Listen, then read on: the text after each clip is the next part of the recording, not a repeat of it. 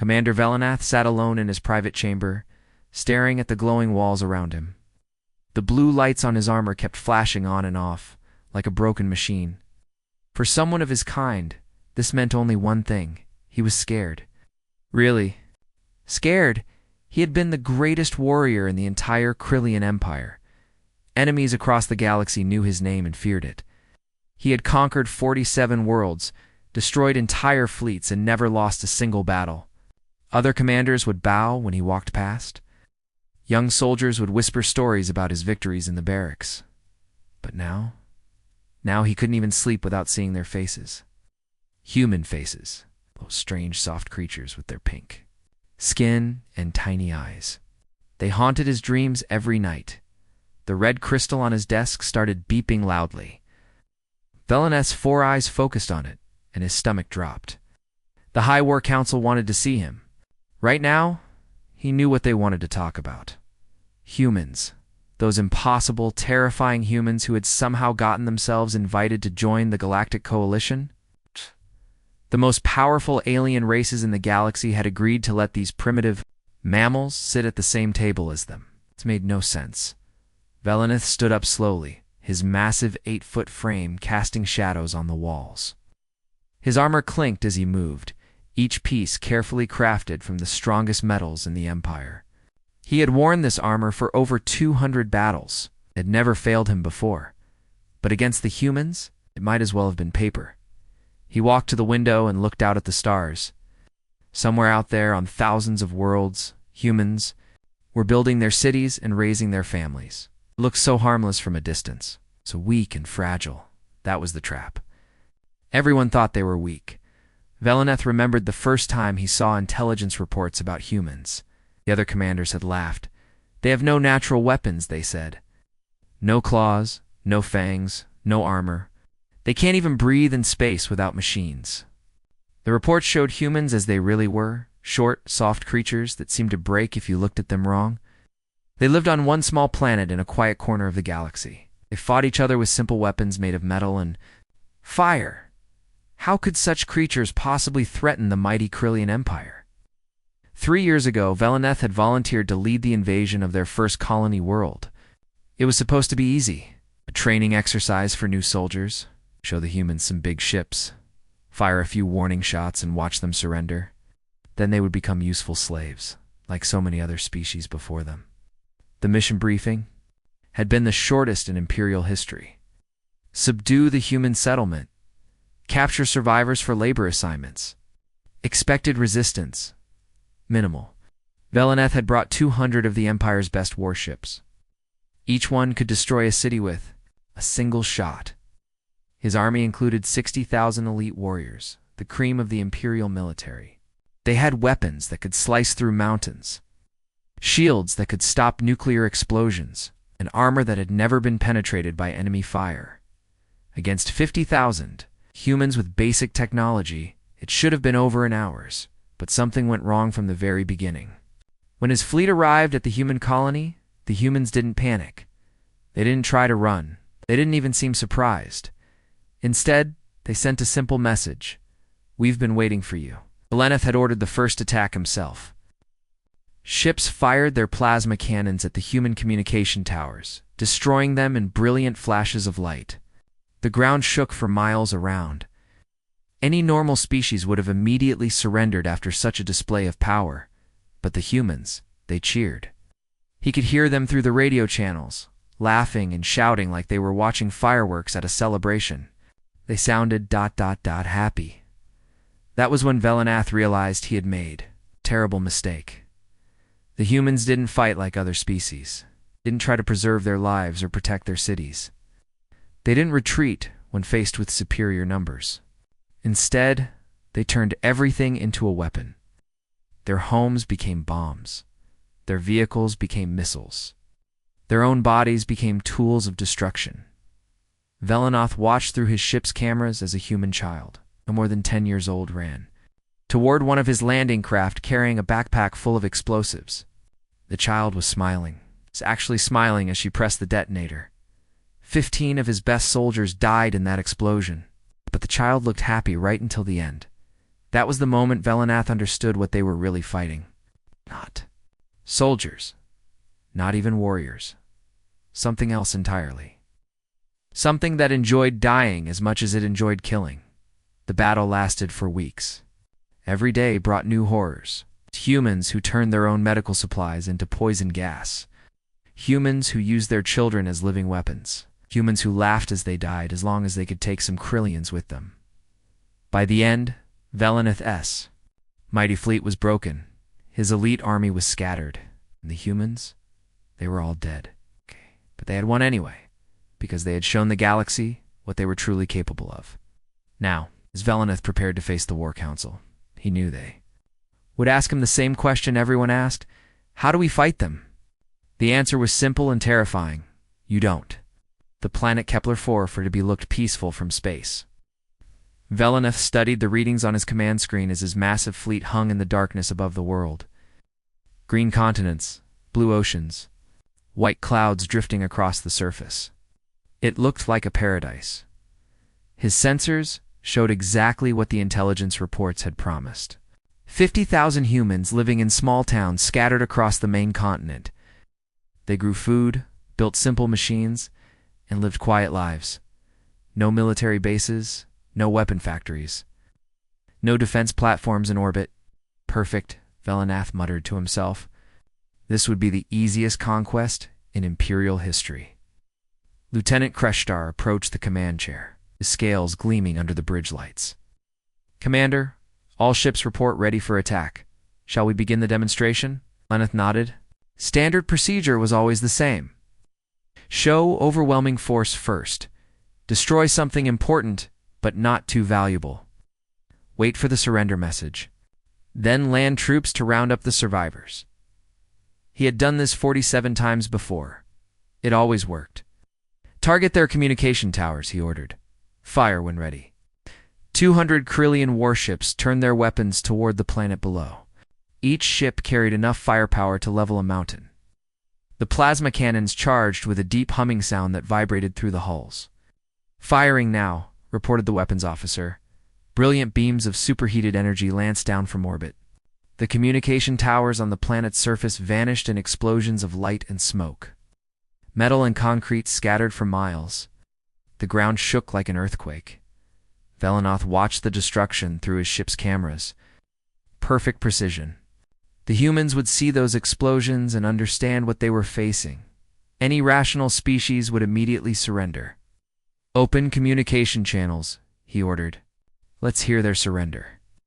The bridge fell silent as they waited. This was always Velanath's favorite part. The moment when a proud species realized they were beaten and begged for mercy. Some cried, some bargained, some just gave up completely.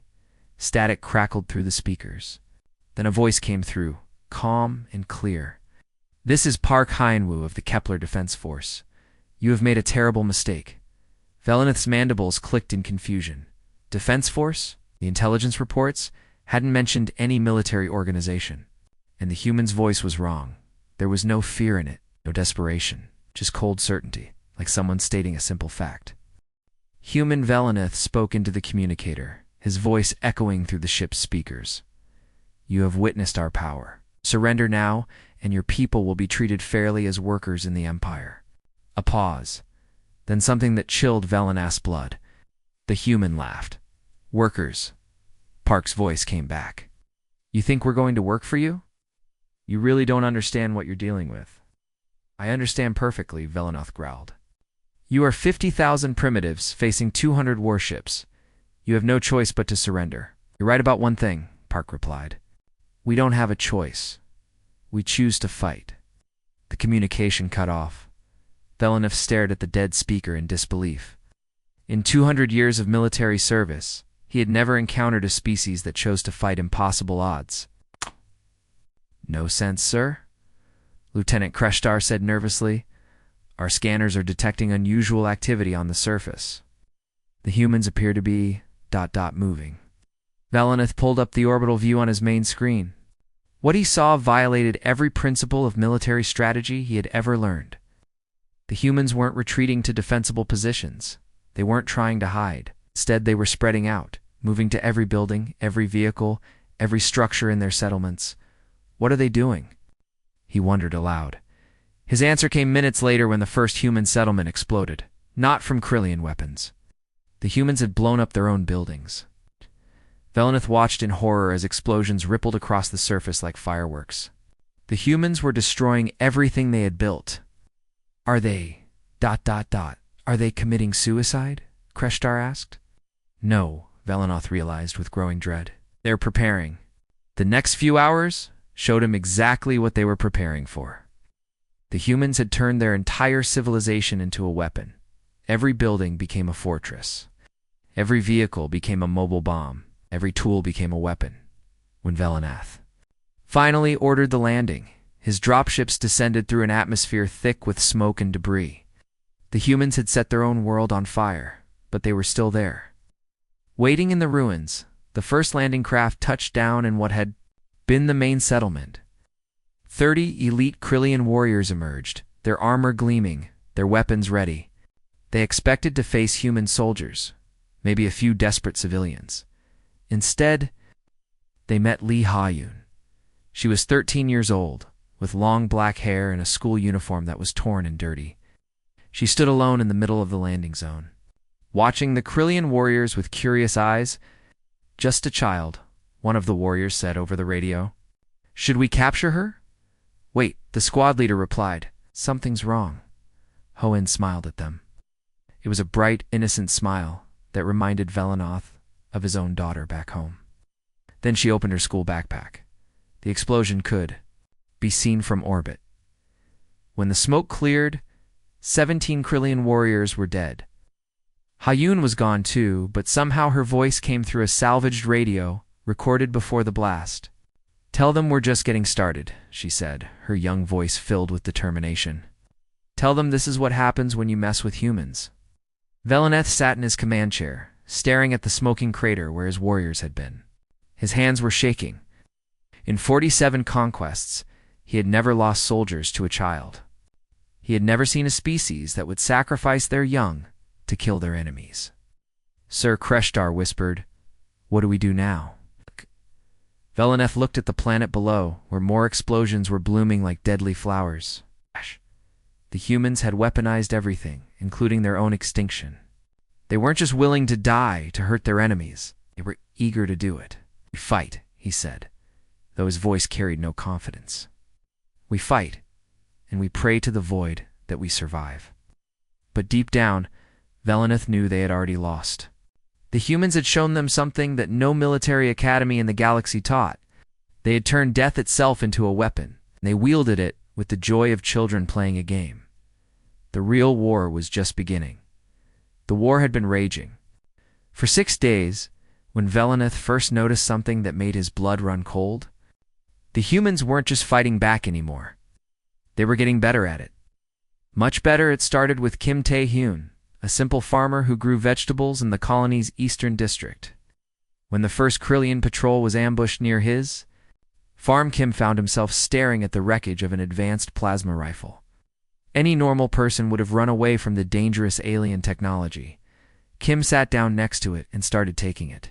Part Velenoth watched through drone cameras. As the human farmer examined each piece with the focus of a scientist, Kim had no formal training in weapons technology. He'd never seen Krillian engineering before. But somehow, in just 47 minutes, he figured out how the weapon worked. Impossible, Velenoth muttered, as he watched Kim weld together scrap, metal and salvaged components. He can't possibly understand our technology that quickly. But within 3 hours, Kim had built a working copy. It was crude and ugly compared to the original, but when he fired it at a broken vehicle, the plasma beam cut through the metal like butter by the end of the day. Kim had taught 12 other humans how to build their own versions. By the end of the week, every human resistance fighter on the planet was carrying weapons based on Krillian technology. How are they adapting so fast? Lieutenant Kreshtar asked, studying the intelligence reports with growing alarm. Velenoth didn't have an answer. In all his years of conquest, he had never seen anything like it. Other species either fled from superior technology or spent years trying to understand it. Humans absorbed it like sponges, taking apart anything they found and making it better. But the weapons were just the beginning.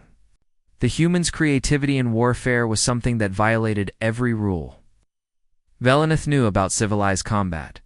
When his supply ships dropped fresh ammunition and equipment to his ground forces, the humans started intercepting the containers. But they didn't just steal the supplies. They turned them into traps. Velenoth watched helplessly as his soldiers opened a supply crate that should have contained medical equipment. Instead, it exploded with the force of a small bomb. The humans had somehow infiltrated his supply chain, replacing his own materials with explosives, disguised to look identical to the originals. Even worse was what they did to captured prisoners. When a squad of Krillian soldiers was taken alive during a failed assault, Velenoth expected the humans to interrogate them for information or hold them as bargaining chips. Instead, the prisoners were returned 3 days later, apparently unharmed. They walked back to Krillian lines, looking dazed but otherwise normal. Velenoth's medics checked them thoroughly, found nothing wrong. The bombs inside their bodies didn't activate until they were in the middle of the main command post. 12 more warriors died in that explosion, including 2 of Velenoth's best officers. The humans had somehow implanted tiny explosive devices so skillfully that even advanced medical scanners couldn't detect them. "They're not warriors," Kreshtar whispered after reviewing the incident reports. "They're monsters." The most terrifying human was Choi Mireille. She had been a teacher before the invasion, someone who spent her days helping children learn mathematics and literature. When the first bombardment destroyed her school, killing 17 of her students, something inside her changed. Mireille didn't just want revenge. She wanted to understand her enemies completely. While other humans focused on building weapons and setting traps, Mireille studied the Krillians themselves. She watched their patrol patterns, recorded their radio communications, and observed their behavior. She learned that Krillian warriors always turned their heads to the left when they felt threatened. She discovered the exact frequency their armor used to communicate with their weapons. She found out that they had a blind spot in their visual range that lasted for exactly 0.3 seconds. When they blinked, then she taught other humans to exploit every single weakness. Within days, human fighters were moving like ghosts through Krillian positions, striking at precisely the right moment when their enemies couldn't see them. They jammed communication frequencies at exactly the right time to cause maximum confusion. They used psychological warfare techniques that drove Krillian soldiers to panic. Mireille had turned the study of war into a science, and she was teaching that science to everyone who would listen. The end came when Velenoth's forces finally cornered the last group of human defenders in their underground bunker complex. After weeks of fighting, fewer than 200 humans remained alive. Trapped in tunnels beneath the colony's central district, Velenoth surrounded the bunkers with 5,000 warriors and called for their surrender. He expected the humans to finally accept defeat. Instead, his communication system crackled to life. Someone had hacked into his personal command frequency, something that should have been impossible with human technology. Zheng Wujin's face appeared on Velenoth's screen. The human leader looked tired but calm, like someone who had already made peace with what was about to happen. "Commander Velenoth," Zheng said politely, "you wanted to conquer us? You wanted to show us the power of your empire? Let me show you what conquest really looks like." Zheng's image smiled, and Velenoth felt his heart stop beating. "We've spent the last 3 days preparing for this moment, not preparing to escape, not preparing to hide. Preparing to take as many of you with us as possible. Call it Protocol Zero." The ground beneath Velenoth's forces began to shake. Deep underground, the humans had been busy. They had connected every explosive they could find, every power cell, every piece of unstable technology they had salvaged from the battlefield. They had turned the entire bunker complex into one massive bomb. "You see," Zheng continued as alarms started blaring across the Krillian positions, "you made one mistake. You thought we valued our lives more than our freedom. You were wrong." Explosions started at the bottom of the bunkers and worked their way up. Velenoth watched in horror as the ground split open, swallowing hundreds of his warriors. The humans had calculated the exact placement of every charge to maximize the damage to Krillian forces.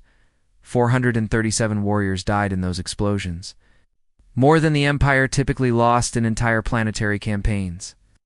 And through it all, from the collapsing bunkers, came the sound of human voices. They were laughing, not screaming in terror, not crying in despair. Laughing with pure joy. It's like children playing their favorite game. Jung Woo-jin's face stayed on the screen until the end, his smile never wavering as the explosions reached his position. "Tell your Empire," he said, his voice somehow still clear, over the noise of destruction, "that this is what happens when you underestimate humans. We don't just fight. We evolve." The screen went dark, but the laughter continued for another 30 seconds before finally fading to silence. Volonith stood among the ruins of his army, staring at the massive crater where the human bunkers had been. He had won the battle. The humans were all dead.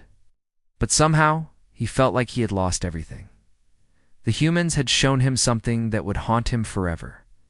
They didn't just fight to survive. They fought to teach their enemies that some things were worse than death. And they had succeeded. The silence on Kepler-4 was deafening.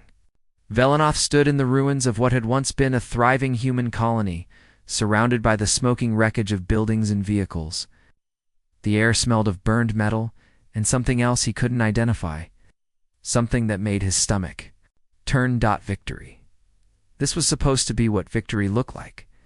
But as Velenoth counted his losses, the word felt like poison in his mind. He had started this campaign with 60,000 of the Empire's finest warriors. Now, barely 18,000 remained. The rest were dead, wounded, or missing in the rubble of a world that had fought back with impossible fury. 50,000. Humans had done this. 50,000 farmers, teachers, shopkeepers, and children had nearly destroyed an Imperial army that could have conquered entire star systems. Sir, Lieutenant Kreshtar approached carefully, his armor scorched and dented from the final battle. The medical teams are reporting unusual symptoms among the survivors. Velenoth turned to look at his second-in-command. Kreshtar had always been steady, reliable, fearless in battle. Now his hands were shaking, and his eyes kept darting to the shadows as if expecting humans to emerge from the darkness. "What kind of symptoms?" Velenoth asked, though he suspected he already knew. "Nightmares, sir. Panic attacks when they hear certain sounds. Some warriors refuse to enter buildings, afraid they might be booby-trapped. Others won't sleep without checking their rooms dozens of times for hidden explosives."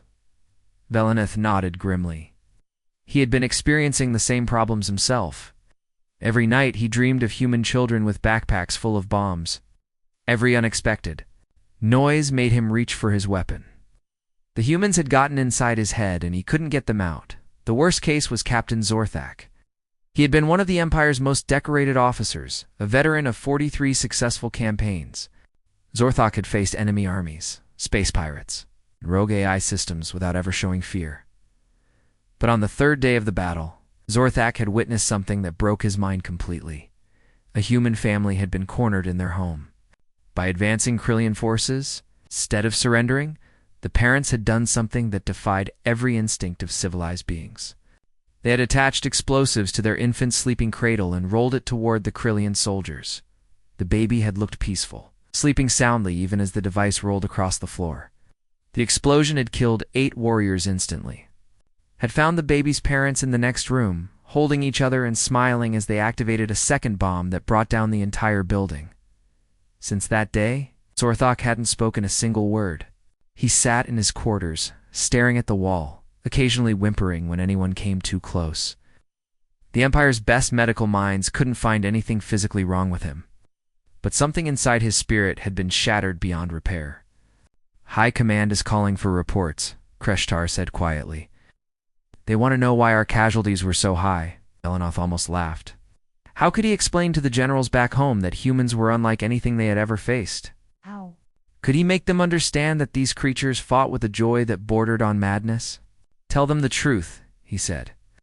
"Tell them we won, but the victory cost us everything." No. But the High Command didn't want to hear the truth. When Veleneth's reports reached the capital, the response was swift and dismissive. The generals called his warriors weak. They blamed poor planning and insufficient firepower. They refused to believe that primitive humans could inflict such damage on the Empire's finest forces to prove their point. They ordered attacks on 3 more human colonies. The results were identical. Each time, the Empire technically won. The human colonies were destroyed. And each time, the attacking forces returned home broken and traumatized, having lost far more warriors than any victory was worth. But something even worse was happening across the galaxy. Intelligence reports began flooding in from every corner of known space. The humans weren't just defending their own worlds anymore. They were spreading. Human military advisors had appeared on 17 different planets, teaching other species how to fight the human way. Peaceful alien races that had never shown aggression were suddenly building bombs and planning suicide attacks. The galaxy's understanding of warfare was changing, and humans were the teachers. Veleneth read the reports. With growing horror, the Vegan Confederacy, known for their diplomatic solutions to conflicts, had started training their children to use explosives. The Centauri Trade Federation was developing weapons designed to maximize casualties even in defeat. Be peaceful. Lotus Republic had begun stockpiling planet-killing devices as insurance policies against invasion. Even more disturbing were the intercepted human communications. Veleneth's intelligence teams had managed to break some of their military codes. What they found inside those messages was terrifying. While other species spoke of war as a tragic necessity, humans discussed it like engineers solving a technical problem. They had casualty projections that treated the deaths of billions as acceptable losses. They made contingency plans that involved deliberately destroying their own star systems to deny them to enemies. One intercepted message particularly haunted Veleneth. It was from a human admiral to his fleet commanders. If Earth falls, activate Protocol Omega. Better to turn our sun into a supernova than let them have our home. Calculate the blast radius to maximize enemy casualties. Our deaths will be the greatest victory in human history. The message was signed with cheerful regards. Yes. As if the admiral was discussing dinner plans instead of the extinction of his entire species. The Empire's xenobiologists, desperate to understand what they were dealing with, began studying captured human remains. What they discovered was perhaps the most frightening revelation of all. Human brains were different, not just in structure, but in chemistry. When facing mortal danger, instead of triggering fear and retreat responses, like every other known species, human brains released chemicals that caused pleasure and excitement. They were literally designed to enjoy fighting. Even when death was certain, Dr. Kelthiri, the Empire's leading expert on alien psychology, delivered her findings with shaking hands. "They're not like us," she reported to the High Command. "We face death. Every instinct tells us to survive. When humans face death, their brains reward them for taking risks. They feel good when they fight impossible odds. Their biology has turned suicide attacks into a source of joy." The implications were staggering. Every human was potentially a living weapon, programmed by evolution to find happiness in mutual destruction. They didn't just accept death in battle, they craved it. Veleneth sat in his quarters, reading Dr. Kelthiri's report for the 10th time. Outside his window, the stars looked different now. Each point of light might hide a human colony, filled with beings who would rather die laughing than live in chains. The Empire had won 4 battles against humanity. But with each victory, they had lost something more valuable than ships or soldiers. They had lost their confidence, their peace of mind, and their understanding of how war was supposed to work. The humans had taught them that victory could taste like defeat, that conquest could feel like surrender, and that sometimes the dead were the real winners. And across the galaxy, other species were learning the same lesson. Veleneth walked slowly through the crystal corridors of the High Command building, his footsteps echoing in the silence. The War Council chamber loomed ahead, its massive doors carved with the victories of 1,000 campaigns. He had walked through those doors many times before as a hero. Today, he felt like a messenger of doom inside the chamber, 12 of the Empire's most powerful leaders sat around a circular table made of black stone. Their bioluminescent armor glowed with authority and confidence. These were beings who had conquered half the galaxy, who commanded fleets that could destroy entire solar systems. They had no idea what was coming. War Marshal Kethmer, the Empire's supreme military commander, gestured for Velanath to approach. His armor blazed with golden light, each panel decorated with the symbols of his countless victories. Commander Velanath, Kethmer's voice boomed across the chamber. You have faced these humans in battle. The Council requires your assessment. Of their military capabilities, are they a threat to the Empire? Velanath stood before the table, looking at each council member in turn. These beings had lived for centuries, some for millennia. They had seen species rise and fall. They believed they understood everything about war and conquest. They were about to learn how wrong they were. Honored counselors, Velanath began, his voice steady, despite the fear gnawing at his insides. You have asked me to evaluate humanity's potential as allies or enemies. My answer is simple. Avoid them at all costs. Do not fight them. Do not threaten them. Do not even make contact with them, unless absolutely necessary. The reaction was immediate. Council members shifted in their seats, mandibles clicking with disapproval. Admiral Grexina, commander of the Third Fleet, made a sound that was the Krillian equivalent of scoffing. Surely you exaggerate, Commander, she said. They are primitives with basic technology. Our intelligence reports show they barely have interstellar travel. They are much more than that, Velanath replied. Let me show you what we're really dealing with.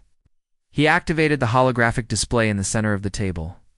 The air shimmered, and suddenly the council members were listening to intercepted human communications from their recent conflict with the Vegan Confederacy. The first voice belonged to Admiral Pelez, Sarah Chen of the Human Defense Force. She sounded like she was discussing the weather. Acceptable losses for Operation Starfall. 47% of our population, she reported calmly. We'll lose about 2 billion people, but the strategic advantage is worth it. Council member Tysak gasped.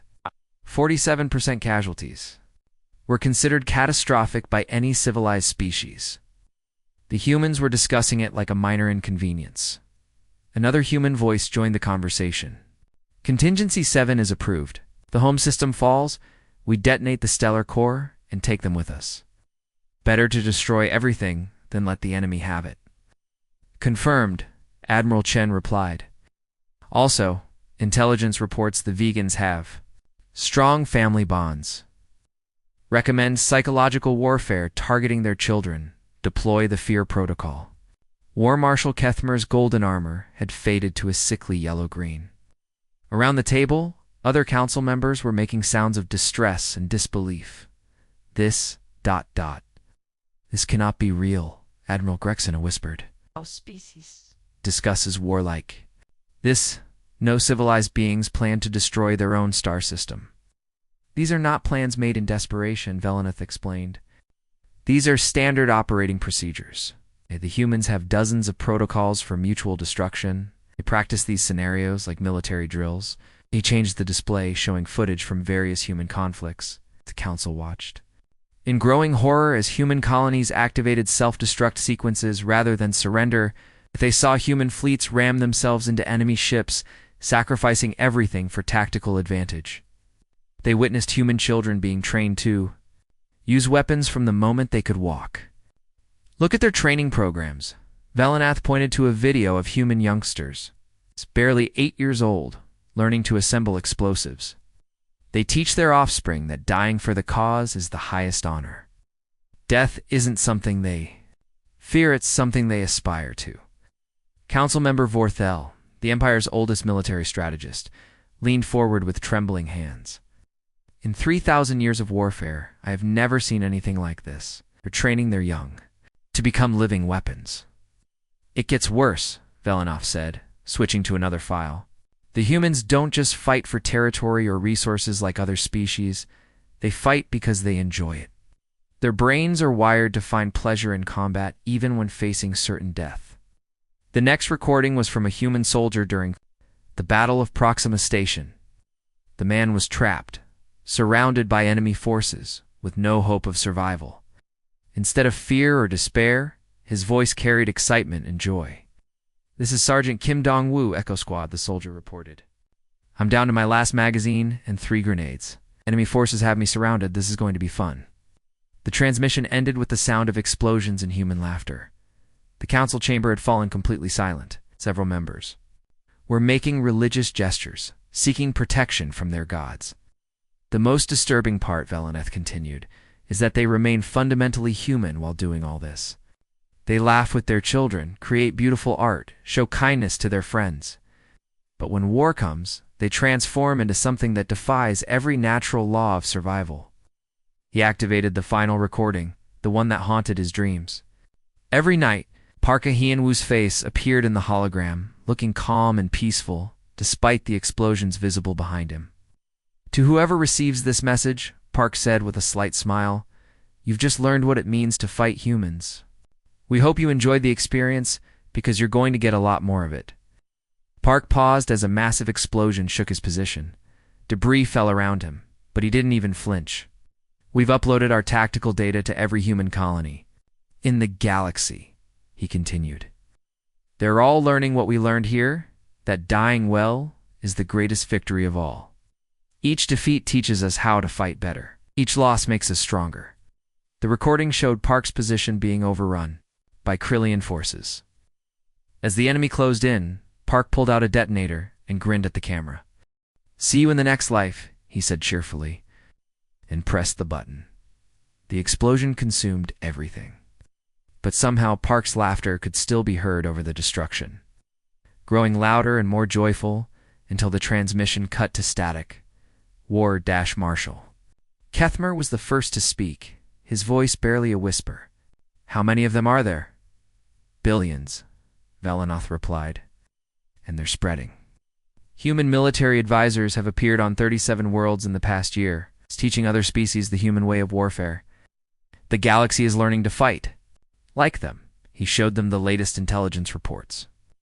The peaceful Centauri had started building suicide drones. The diplomatic Andromedans were developing planet-killing weapons as insurance policies. The gentle Tau Setchians were training their children to use explosives.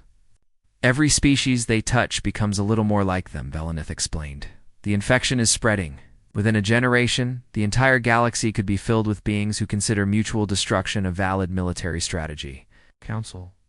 Member Tysak stood up suddenly, his armor flickering with panic.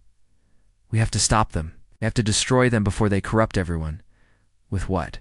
Veleneth asked quietly. "They've already shown us what happens when we fight them. We can win every battle and still lose the war. Every time we defeat them, we lose part of ourselves." He gestured to his own dim armor, his haunted eyes, his trembling hands. "Look at me. I was the Empire's greatest warrior. Now I can't sleep. Without seeing human children with bombs, I can't enter a room without checking for explosives. They've gotten inside my head and they'll never leave." War Marshal Kethmer slumped in his chair, the light fading from his armor. "What do you recommend, Commander?" "Leave them alone," Velenoth said simply. "Accept them into the Galactic Coalition. Give them whatever they want. But never ever try to conquer them. The price of victory against humans is too high for any civilized species to pay." As he left the chamber, Veleneth could hear the council members arguing behind him. Some wanted to launch a preemptive strike. Others demanded immediate negotiations. A few suggested fleeing to another galaxy entirely, but Veleneth knew it was already too late. The humans had taught the galaxy a new way to think about war and death. They had shown everyone that sometimes the best way to win was to lose. So spectacularly that your enemies never wanted to fight you again, the galaxy would never be the same. And somewhere in the darkness between stars, humans were still laughing. The end.